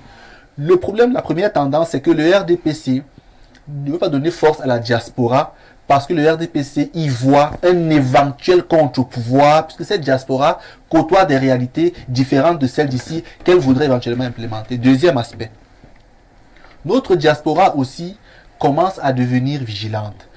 Par des temps anciens, beaucoup de Camerounais arnaquaient les frais de la diaspora à tous les niveaux.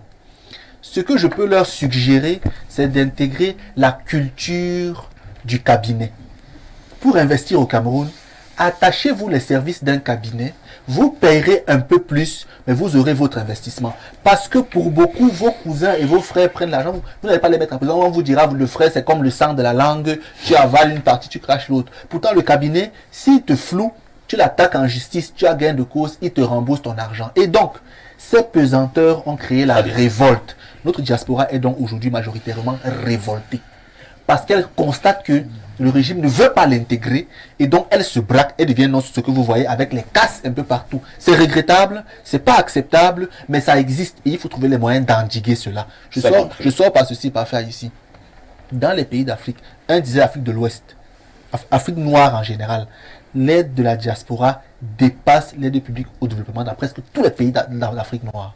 Donc il faut aujourd'hui que le gouvernement prenne sur lui d'intégrer progressivement ces gens et que eux aussi prennent sur eux d'être patients. Nos États sont jeunes, nos nations sont jeunes avec des gouvernants qui sont des sous-préfets des colons pour la plupart. Donc vous aussi ouvrez-vous à l'intégration progressive de la nouvelle donne. Se braquer parfois peut ne pas toujours être utile.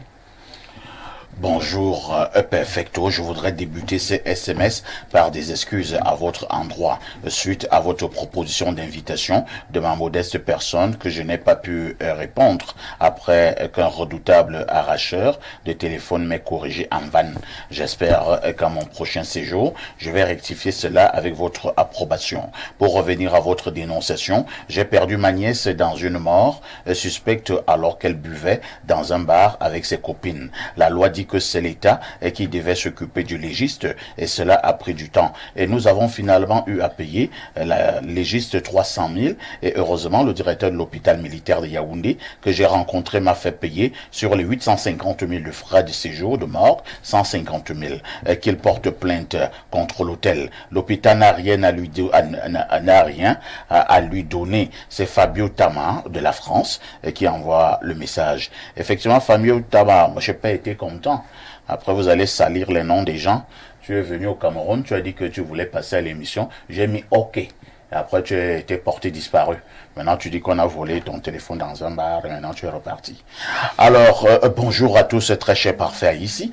Que les très hautes instructions. Bon, ça, c'est un message des dimanches, hein. D'accord, je saute. Je prends celui que vous avez envoyé aujourd'hui. Bonjour parfait ici et à tous vos invités sur le plateau. Pour la dénonciation, je dirais d'emblée que le droit n'est pas une science exacte comme les mathématiques, la physique et la chimie. C'est pour cela que nous voyons que pour une affaire évidente, plusieurs décisions sont rendues au mépris de la conscience, de la morale. C'est Georges. Autre message très rapidement, message de la diaspora une fois de plus. C'est le +1, donc ce sont les États-Unis, je pense. Hein. Alors, que dit le message? Oui, c'est un message des États-Unis. Bonjour parfait ici à tout votre plateau. Notre consultant a fait... Bon, vraiment, je ne lis pas ça. Franklin depuis Scranton aux États-Unis. Moi, je n'aime pas ce genre de polémique. On repart du côté du 213, c'est l'Algérie. Bonjour Perfecto, le SGPR de la modération qui détient les hautes instructions du journalisme. Ça, c'est tendancieux. Hein? Franchement, Bluriot, oh là là. Franchement, Perfecto, je ne sais pas par où commencer. S'il te plaît, essaie juste d'organiser une émission avec antenne ouverte pour donner l'opportunité aux Camerounais de la diaspora qui ont voulu investir au Cameroun et que l'État a bloqué leurs projets, leurs conteneurs au port, ou bien le Tchoko et le Makalapati, et que l'État leur demande. Je t'assure que ton téléphone va exploser ce jour tellement il y aura des appels. Monsieur l'expert sur le plateau, sache que les Camerounais empoisonnent plutôt ceux qui les aident et ceux qui leur donnent de l'argent. Donc arrête nous tes analyses là. Autre message ce jour, c'est Pascal de la France qui est au rendez-vous. Que dit Pascal? Bonjour parfait et à tous tes panélistes. Nous de la diaspora, nous sommes des étrangers permanents dans notre pays d'origine.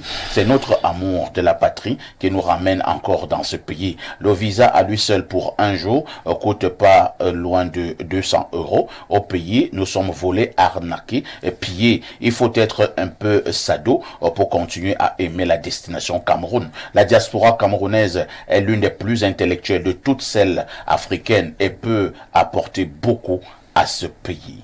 Autre message ce jour, alors c'est Jules Stéphane de Douala. Qu'est-ce qu'il dit? Perfecto, nous avons une puissante diaspora, mais nos gouvernants les redoutent parce qu'ils estiment que ce sont des opposants. Le RDPC a peur que la diaspora peut ouvrir les yeux des Camerounais sur le plan politique. Autre message ce jour. Alors, je prends cet autre message qui nous vient de la diaspora. C'est le 240. C'est la Guinée équatoriale. Parce que vous pensez seulement que la diaspora, c'est la France. Hein? Non, la Guinée aussi, c'est la diaspora. Mais c'est la diaspora. Je demande. Qu'est-ce que tu crois? Vous pensez que la diaspora, c'est la France, l'Allemagne, le Canada, non, les la États-Unis. Guinée, c'est la diaspora. La dispersion. La Guinée aussi, c'est la diaspora. Il y a des gens en Guinée qui nourrissent des familles au Cameroun. Alors, bien sûr, bonjour le panel parlant de la dénonciation. Ici, à Malabo, nous n'avons pas un problème de coupure d'électricité, sauf que les Libanais, qui sont les plus grands importateurs, ici nous vendent les boissons périmées. Et ils changent juste les dates de péremption. Lorsque tu consommes les jus, c'est un message de depuis, hein. Oh là là, je prends celui d'aujourd'hui. Oh là là, il m'a envoyé une mauvaise image, hein. Bonjour Espace Miné, je vous adore, les grands frères, longue vie à votre émission. Parlant de famille, pour nous qui sommes dehors, c'est un conseil que je donne à tous ceux qui sont dehors et non seulement envoient leur argent pour investir ou font voyager leur famille aux proches. J'ai vécu le martyre avec mes propres sœurs, que j'appelle aujourd'hui ex-sœurs. J'ai fait venir auprès de moi ma propre grande sœur qui était enseignante du privé depuis plus de 10 ans avec un salaire de 50 000 francs. Son arrivée a été le début de la séparation avec mon ex-époux, une affaire de mes millions. Puis je suis revenu au pays. Ses ex-sœurs ont envoyé leur ami agresseur m'ôter la vie. Je vois des images là, elle a du sang partout à la figure. Voici, vous pouvez présenter à qui vous voulez. Dès lors, j'ai pour famille mes 3 gosses et c'est tout. Ses sœurs ont eu à me promettre la mort, même à travers les marabouts qui n'ont pas pu les aider. Je suis Rosine depuis Malabo. Vous blaguez parfait ici. Il y a des familles ici dehors, si elles ouvrent leur ventre pour dire ce que les frères camerounais leur font, ces familles qui sont dans la diaspora, vous allez tomber des nues. Prenons un autre message de la diaspora, c'est le plus 44. C'est l'Angleterre. L'Angleterre. Bonjour parfait, bonjour le panel. Le discours du grand frère Zambo est très beau et encourageant, mais la réalité sur les gens de la diaspora est très différente. Personnellement, chaque fois que je reviens au pays, je vis des calvaires à l'aéroport, vu que mon passeport a une couleur différente que celle du Cameroun. Pourtant, les contrôleurs lisent bien mon nom camerounais et mon lieu de naissance aussi. Au lieu administratif, c'est la même chose. Bref, le gouvernement a beaucoup à faire pour travailler avec la diaspora. C'est Mr. Happy depuis Londres qui envoie le message. Oui, Joseph Zambo. Oui, justement, j'aimerais revenir sur certaines choses pour recadrer un peu mon speech d'aujourd'hui. Allez-y. Ce que je veux recadrer, c'est ceci. On sait tous que la relation entre les Camerounais et sa diaspora n'est pas très bonne parce que beaucoup se plaignent. Moi, je travaille avec beaucoup de membres de la diaspora et je sais que beaucoup se plaignent de ce qu'on leur fait. Mais je dis aussi, pour ayant déjà aussi travaillé ici au Cameroun avec des Camerounais de la diaspora, il y a aussi des choses terribles que ces gens aussi, parfois, nous font, nous qui travaillons pour eux ici. On n'a pas une relation très équitable. Nous avions de la compétence comme eux. Nous sommes Camerounais comme eux. Mais je voudrais juste que au moment que nous collaborons entre eux et nous, qu'on ait plutôt une sorte de complémentarité dans nos rapports. Que ce ne soit pas une histoire de moi je suis très grand, j'ai grandi à l'extérieur, quand je reviens, asseyez-vous quand je parle, agenouillez-vous quand je parle. Si les Camerounais aussi pouvaient parler de ce qu'ils subissent dans des entreprises qui sont portées par des gens de la diaspora, vous comprendrez que dans les deux camps, il y a beaucoup de problèmes. Mais ce que j'aimerais relever ici, c'est que de donner à chaque fois le poisson aux gens, vous pouvez aussi leur donner de la canne à pêche. Je dis très bien qu'il est aussi temps pour que cette diaspora-là réfléchisse aussi sur des moyens de rendre aussi autonome. Je vais vous poser une question, et la question a déjà été abordée ici. N'avez-vous pas l'impression, et je pense que ça c'est ce qui est plus important, que peut-être les petits problèmes d'humeur, certains, disons bien certains, de la diaspora. Nous sommes là dans le cadre de voir comment l'apport de la diaspora peut véritablement se manifester sur le plan économique et naturellement sur le développement du pays. Avez-vous l'impression qu'il y a un certain nombre de facilités, un certain nombre de mécanismes de notre gouvernement qui aideraient dans ce sens? Moi, je dirais non. Et là, c'est dangereux. C'est très dangereux parce qu'actuellement, même du moment où tu n'es pas Camerounais, même pour créer une entreprise au Cameroun, c'est difficile. C'est très difficile. Mais je dis très bien, moi je ne suis pas là pour... Vous voyez donc, nous faisons des faux procès à ces amis de la diaspora. Mais il y a des mécanismes. Ce que je suis en train de dire, c'est ceci. Moi, je n'aime pas tenir des débats où je suis en train d'accuser le gouvernement de certaines choses. Mais ce que je sais... Mais nous avons l'impression que vous accusez plutôt la diaspora. Ce qui t'arrive aujourd'hui, c'est qu'en fait, tu es en train d'exprimer une expérience personnelle. Non. C'est ce qui ressort. Si tu sors d'une expérience vécue avec un tel qui t'aurait frustré, pour regarder la question de manière générale, un système qui empêche à ces enfants qui ont pris une autre nationalité de créer des entreprises. Ça veut dire que ceux-là sont obligés de créer toujours des entreprises à travers vous. 95% des entrepreneurs camerounais sont malhonnêtes. Tu vas d'abord trouver les 5% là-haut. Leurs mamans aussi sont déjà en train de mourir. Donc, les mamans qui accouchent des enfants non malhonnêtes. Ça fait que nous sommes dans un ADN de vol, de corruption, d'escroquerie, de banditisme. Il est difficile de traiter avec un Camerounais. Mais sauf que cette diaspora nous connaît. Ce sont des gens qui ont aussi... il y a certains d'entre eux ont vécu ici. Non, la diaspora mais je dis juste que quand il dit qu'elle nous connaît, il y a des gars qui font des 6 mois au Cameroun, 6 mois en France. Ils connaissent ce que c'est que le Camerounais parce qu'ils sont Camerounais. Et encore qu'il faut poser des questions. Les qui sont même plus dangereux quand on se retrouve en France, parfois c'est les gars de la diaspora. Zambo, permets-moi un moment, s'il te plaît. Tu dis qu'ils nous connaissent. Qui devrait arrêter? Est-ce que c'est eux qui devraient arrêter de faire bien ou nous arrêter de faire mal? Même s'ils nous connaissent, c'est à nous d'arrêter de mal faire pour gagner leur confiance. On peut tous faire des bêtises un jour. La bêtise, c'est pas fait ici. Dans des pays sérieux, voici ce qu'on fait. Moi, j'ai par exemple deux frères en France. J'ai un qui est dans l'énergie. On rassemble les jeunes qui font dans l'énergie. Le ministère de la diaspora au Cameroun leur confie des missions dans l'énergie au Cameroun pendant un certain temps. Ceux qui font la mécanique en Allemagne, ils sont nombreux, on les recense, on leur confie des missions sur certaines périodes. Ceux qui font la chimie, etc. Voilà comment on réussit à créer quand un gars de la diaspora te porte plainte, tu peux avoir l'enquêteur, tu lui dis qu'il n'a même pas la carte nationale d'identité. Le type qui vient là. Quand il arrive, et puis il a un peu d'argent, dès qu'il arrive, l'enquêteur, un inspecteur lui dit, assieds-toi d'abord par terre. Le gars dit, comment? Il dit, non, assieds-toi. Bon, s'il ne comprend pas ce qu'il faut faire, il va s'asseoir par terre. Voilà comment vous les traitez. Vous savez qu'ils n'ont pas les cartes nationales, des choses comme ça. Non, il faut revoir notre mentalité. Ces gars souffrent. Et vous voyez les cas qui sont évoqués. L'État doit d'abord lui-même leur donner des facilités. Quel État? Moi, je vais illustrer pour que je puisse continuer. Moi, ce que moi je voulais simplement dire pour finir, c'est que on sait tous qu'il y a des problèmes. C'est-à-dire au niveau de comment on les accueille ici, des facilitations, il y a des problèmes.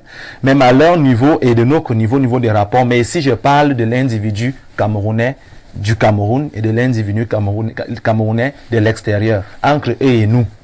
je dis que on peut faire des choses dans un climat équitable. Loin il n'y a de... même pas d'équité. Il faut la plateforme. C'est ça, il n'y a même pas d'équité. La plateforme peut être établie parce que ça se fait. Établi par qui? Parce que ça se fait. Établi par qui? Je dis, il y a des gens de la diaspora qui soutiennent des activités au Cameroun. Oui, bien sûr. Ils sont nombreux. Oui. La plupart même des grandes entreprises privées du Cameroun sont portées par plusieurs personnes de la diaspora. Et ça peut continuer de se faire. Mais je voudrais juste que le rapport ne se fasse pas donc qu'on ne soit pas colonisé par nos propres diaspora. C'est tout ce que vous pouvez même l'être. C'est tout ce que moi je suis en train de demander. On essaie d'être équitable dans nos rapports. Qu'ils sachent qu'on parle de l'économie circulaire. Vous payez ce Moi, vous savez, j'ai toujours dit qu'on a un sérieux problème. Et le problème, il est mental, il est moral, il est éthique, il est spirituel. Le Camerounais, à ce niveau, est malade. Que ce soit ceux qui sont les nationaux, que ceux de la diaspora, parce que c'est des nationaux qui sont là un temps avant de s'expatrier. Donc on doit chercher à nous exorciser. Voilà, à nous exorciser, à nous auto-guérir de cet art mental. Donc c'est pas à eux d'arrêter de financer. C'est non, tout le monde doit réfléchir là-dessus. Maintenant, je reviens sur le cadre, et tout le monde l'a un tout petit peu dit, mais attendez, les amis, si on ne crée pas l'environnement, les plateformes qui permettent à ces gens de s'émanciper, de s'épanouir, de démontrer leur patriotisme, leur envie de dynamiser l'économie, comment ça va se faire? Regardez, est-ce que vous savez que jusqu'aujourd'hui, on en parle seulement, mais toi qui es le juriste, je parle sous ton contrôle, on n'a pas de tribunal, commercial, vrai ou faux? On n'en a pas. Or, c'est très important dans l'économie des affaires, des investissements, etc. Oui, des tribunaux de commerce. Bon, Alain, donc sur le point, la nation peut ne pas exister, mais des tribunaux traitent des questions commerciales. Non, mais c'est totalement voué à cela. Hein? Vous n'allez pas faire à chaque fois tout à la ramasse comme ça. Il faut une spécificité qui montre que vous avez à cœur les enjeux économiques. C'est pas vrai? Si. Très bien. Bien. Maintenant, sur le plan des procédures, mon Dieu, rien que pour ça, quelqu'un peut ramasser ses affaires et dire, c'est bon. Non, la procédure au Cameroun, tu laisses tout. Lisons encore d'autres messages, et plus particulièrement ceux de la diaspora. Je prends encore ce message du plus 33, c'est la France. Bonjour, parfait. Vous parlez de la diaspora? Si oui, laquelle? Il faut venir les voir ici. Parfait, la diaspora participe à 90%. Elle est responsable de la corruption au Cameroun. Ils achètent tout avec l'argent. Un Camerounais de la diaspora est plus dangereux que ceux qui sont sur place. Parfait, je suis de la diaspora, mais je suis contre la double nationalité, car dès qu'on donne la nationalité à un Camerounais, il pousse les ailes. C'est Arnaud qui envoie le message. Je prends le 200, le plus 41. C'est la Suisse. Il s'agit de la Suisse. Bonjour Perfecto, le sac de modérateur. Un bonjour également à Blériot et à Monsieur Basson, sans oublier les autres invités présents sur le plateau. Concernant la diaspora que l'État supprime, cette histoire de double nationalité, nous sommes au front pour ramener au pays. Bonne journée à vous. Autre message ce jour, qu'est-ce qu'on nous dit là? Bonjour Monsieur Parfait à ici, juste pour vous passer mes salutations et poser ma remarque. Pourquoi lorsque vous dites à tout de suite pour la suite, vous vous appuyez sur votre code droit? J'imagine que ces gestes de vous chaque fois que quelqu'un annonce cette phrase. Le diadème du 237. Chacun a ses problèmes. Dis pourquoi tu fais ça. C'est un rituel. Dans les sectes. Tu es dans les sectes? C'est pour dire bonjour à la diaspora. Non, il faut dire la vérité. Alors, notre message ce jour, qu'est-ce qu'on nous dit là? Les ayopistes ont pris en otage ce pays. La Chine s'est développée grâce à sa diaspora. L'Inde, la Corée du Sud, les gens sont plus préoccupés à défendre leurs intérêts personnels qu'à servir la République. Après, on nous parle d'unité nationale, mais heureusement que tout ce qui monte finit par descendre. La fin est proche, ça se sent même dans les rues, les Camerounais en ont marre. Très belle analyse du français, donc. Je découvre ce monsieur très talentueux. Merci bien. Alain Douké Camerounais. Non, il est français. Autre message. Il a la double nationalité. Bonjour, perfecto. Le problème au Cameroun, c'est que la plupart de ceux qui nous dirigent n'ont pas de niveau et ont peur de la concurrence. Franklin, depuis Douala, vous êtes sans ignorer les mécanismes de nomination au Cameroun. Comment émerger dans un tel contexte? Autre préoccupation, je lis peut-être deux dernières préoccupations. Je repars pour un autre message au plus 33. Oui, un autre message, donc comme dit Blériot, diasporique. Je prends le plus 33, c'est la France. Bonjour, je suis de la diaspora depuis 1987. Arnaud qui vient d'écrire dit n'importe quoi. La diaspora ici fonctionne avec les lois. Moi je suis en France et quand on arrive au Cameroun, on veut fonctionner avec les lois et malheureusement, il n'y en a pas. Ou alors, elles sont à géométrie variable. Bonne émission. C'est des loisirs. Autre préoccupation ce jour, je repars au 213.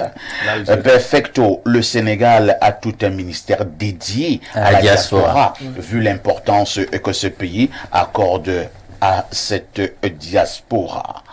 Autre message ce jour, bonjour à vous parfaits Haïti.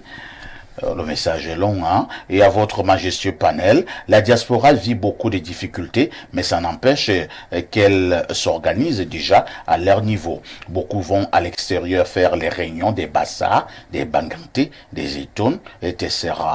Notre diaspora doit se constituer comme la diaspora juive, infiltrer les points sensibles des décisions et imposer de manière géostratégique leur vision pour notre Cameroun. Je propose que la diaspora s'unisse, crée des banques, achète d'obligations d'État, gagne des marchés dans ce pays sous couvert. Dès lors, elles seront entendues de gré ou de force.